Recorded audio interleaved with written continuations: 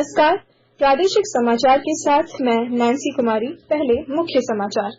प्रधानमंत्री नरेंद्र मोदी ने नए संसद भवन से अपने पहले संबोधन में कहा, नई संसद आत्मनिर्भर भारत और 140 करोड़ भारतीयों की आकांक्षाओं को दर्शाती है। मन की बात कार्यक्रम में खूंटी में किए जा रहे जल संरक्षण के प्रयासों की प्रधानमंत्री ने की प्रशंसा। युवाओं के बीच एक भारत श्रेष्ठ भारत की भावना को सशक्त करने में युवा संगम के अनूठे प्रयासों की भी सराहना की। रांची समेत देश भर के विभिन्न शहरों में आज संघ लोक सेवा आयोग की प्रारंभिक परीक्षा सफलतापूर्वक संपन्न। रांची के 56 परीक्षा केंद्रों में करीब 20,000 अभ्यर्थी हुए शामिल। और आईपीएल क्रिकेट में आज गुजरात टाइटंस और चेन्नई सुपर किंग्स के बीच फाइनल मुकाबला अब से थोड़ी देर बाद। और अब समाचार विस्तार से। प्रधानमंत्री नरेंद्र मोदी ने आज सुबह नवनिर्मित संसद भवन राष्ट्र को समर्पित किया। श्री मोदी ने लोकसभा अध्यक्ष ओम बिरला के साथ मिलकर सेंगोल को स्थापित किया और पट्टिका का अनावरण कर संसद भवन का उद्घाटन किया। इसके बाद श्री मोदी ने झारखंड के मुजफ्फर खान और राम मुर्मू सहित नए संसद भवन के निर्माण में शामिल अन्य लोगों को भी सम्मानित किया। उन्होंने जोर देकर कहा कि यह सिर्फ एक इमारत नहीं है, यह आत्मनिर्भर भारत और 140 करोड़ भारतीयों की आकांक्षाओं और सपनों का प्रतिबिंब है। 21वीं सदी का नया भारत, बुलंद हौसले से भरा हुआ भारत, अब गुलामी की उस सोच को पीछे छोड़ रहा है। आज भारत प्राचीन कला की उस गौरवशाली धारा को एक बार फिर अपनी तरफ मोड़ रहा है और संसद की ये नई इमारत इस प्रयास का जीवंत प्रतीक बनी है। ये सिर्फ एक भवन नहीं है, ये 140 करोड़ भारतवासियों की आकांक्षाओं और सपनों का प्रतिबिंब है। ये विश्व को भारत के दृढ़ संकल्प का संदेश देता हमारे लोकतंत्र का मंदिर है। प्रधानमंत्री ने कहा, हमारा लोकतंत्र हमारी प्रेरणा है और हमारा संविधान हमारा संकल्प है।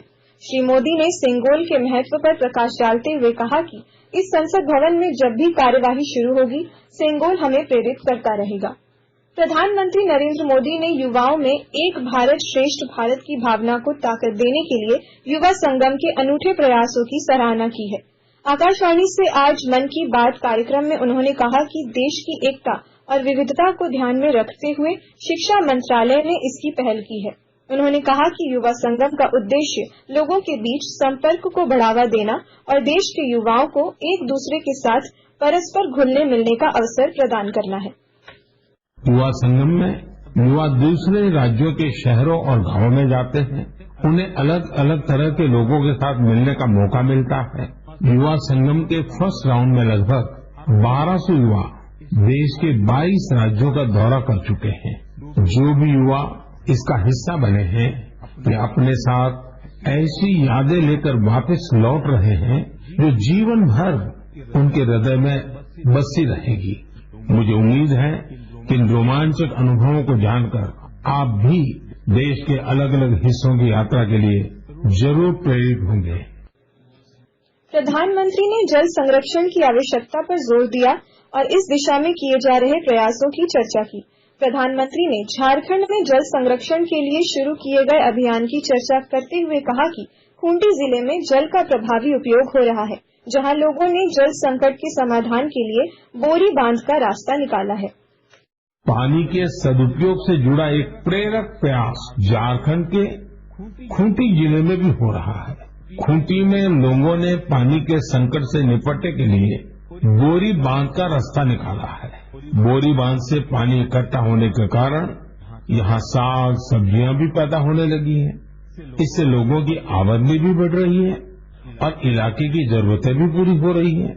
जन भागीदारी का कोई भी प्रयास कैसे कई बदलावों को साथ लेकर आता है, खूंटी इसका एक आकर्षक उदाहरण बन गया है।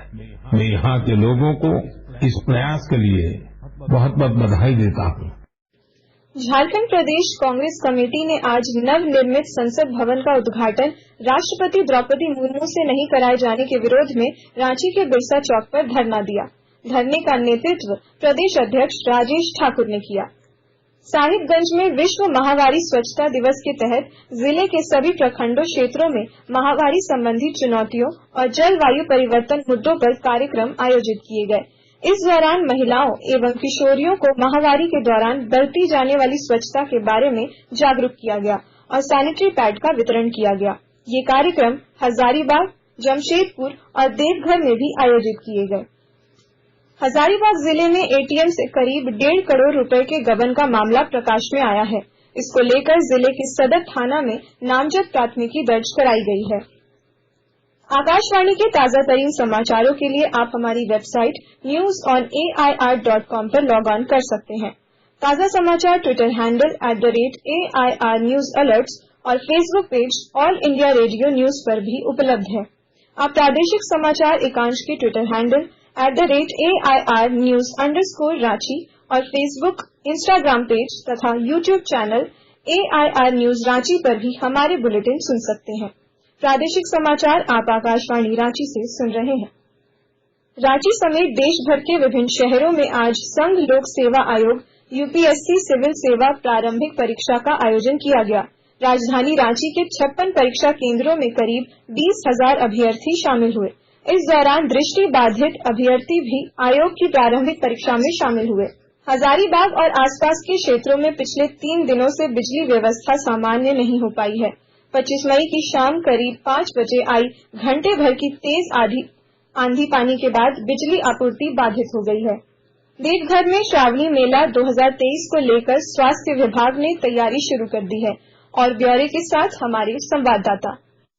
श्रावणी मेला 2023 को लेकर स्वास्थ्य विभाग ने भी तैयारी शुरू कर दी है। इस वर्ष स्वास्थ्य विभाग ने श्रावणी मेला देवघर की व्यवस्था में 2 करोड़ 30 लाख रुपया खर्च किए जाने का प्लान तैयार किया है। इस बाबत civil surgeon doctor Yugal Kishore Chaudhary ने सरकार के स्वास्थ्य विभाग को पत्राचार कर राशि की मांग की है। 190 डॉक्टर, 300 पैरामेडिकल स्टाफ, 32 अतिरिक्त एम्बुलेंस। CS कार्यालय से मिली जानकारी के अनुसार श्रावणी मेला के दौरान 21 से 36 स्थानों पर स्वास्थ्य विभाग का कैंप लगाया जाएगा। वहां कांवरियों एवं श्रद्धालुओं को स्वास्थ्य सुविधा के लिए निःशुल्क दवा वितरण एवं आने वाले भक्तों को स्वास्थ्य सेवा पर विशेष ध्यान देगी। आशीष कुमार अम्बस, आकाशवाणी समाचार, देवघर। विश्व पर्यावरण दिवस 5 जून को मनाया जाना है। इसको लेकर गुमला के उपायुक्त सुशांत गौरव ने जिले में तैयारी शुरू कर दी है और ब्यौरे के साथ हमारे संवाददाता।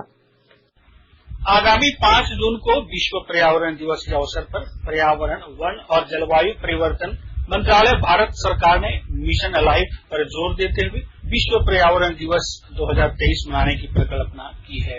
भारत सरकार द्वारा प्राप्त आदेश के आलोक में गुमला जिला प्रशासन जिले भर में पर्यावरण जागरूकता अभियान मिशन लाइफ के सफल संचालन को योजनाबद्ध तरीके से अभियान के सफल क्रियान्वयन के संबंध में चर्चा कर जिला के उपायुक्त सुशांत गौरव ने जिले के डुमरी प्रखंड में 335 एकड़ के गैर मजरूआ भूमि पर विश्व पर्यावरण दिवस के अवसर पर लेमन ग्रास लगाने का निर्देश दिया है।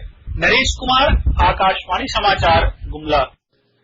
प्रधानमंत्री नरेंद्र मोदी नई दिल्ली स्थित पार्टी मुख्यालय में भाजपा शासित राज्यों के मुख्यमंत्रियों और उप मुख्यमंत्रियों के साथ बैठक कर रहे हैं। बैठक में भाजपा के राष्ट्रीय अध्यक्ष JP नड्डा और केंद्रीय गृह मंत्री अमित शाह भी मौजूद हैं। राजमहल के सांसद विजय हांसदा ने आज सदर प्रखंड के कई गांवों का दौरा कर लोगों की समस्याएं सुनी। इस दौरान सांसद ने लोगों की समस्याओं का जल्द समाधान करने का आश्वासन दिया। IPL क्रिकेट के फाइनल मुकाबले में आज गुजरात टाइटंस का मुकाबला चेन्नई सुपर किंग्स से होगा। मैच अब से थोड़ी देर बाद अहमदाबाद में खेला जाएगा। अंत में मुख्य समाचार एक बार फिर। प्रधानमंत्री नरेंद्र मोदी ने नए संसद भवन से अपने पहले संबोधन में कहा, नई संसद आत्मनिर्भर भारत और 140 करोड़ भारतीयों की आकांक्षाओं को दर्शाती है। मन की बात कार्यक्रम में खूंटी में किए जा रहे जल संरक्षण के प्रयासों की प्रधानमंत्री ने की प्रशंसा। युवाओं के बीच एक भारत श्रेष्ठ भारत की भावना को सशक्त करने में युवा संगम के अनूठे प्रयासों की भी सराहना की। रांची समेत देश भर के विभिन्न शहरों में आज संघ लोक सेवा आयोग की प्रारंभिक परीक्षा सफलतापूर्वक संपन्न। रांची के 56 परीक्षा केंद्रों में करीब 20,000 अभ्यर्थी हुए शामिल। और IPL क्रिकेट में आज गुजरात टाइटंस और चेन्नई सुपर किंग्स के बीच फाइनल मुकाबला अब से थोड़ी देर बाद। इसके साथ ही आकाशवाणी रांची से प्रादेशिक समाचार का ये बुलेटिन समाप्त हुआ। नमस्कार।